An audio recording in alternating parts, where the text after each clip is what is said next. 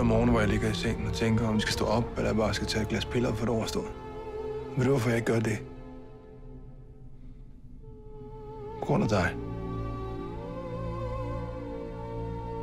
Det eneste, der betyder noget for mig, det er, at du får dit liv tilbage.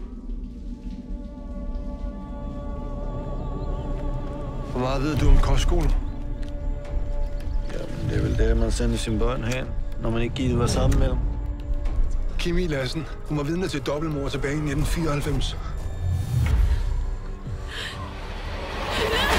Jeg tror måske, det var elever fra Griffenholm Kostskole. Dit liv frem.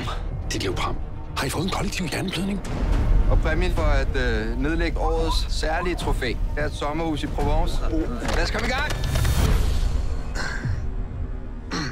Følges. Har du set hende siden dengang? Nej, det har jeg ikke. Hvad med, hvis hun er død?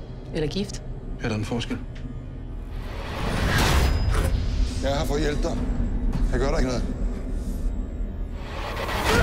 Hun er lige så skyldig som de andre. Kimi prøvede at sige sandheden. Hun prøvede. Alle andre holdt deres kæft. Hun har ikke fortjent det her. Jeg gør det hjemme nu.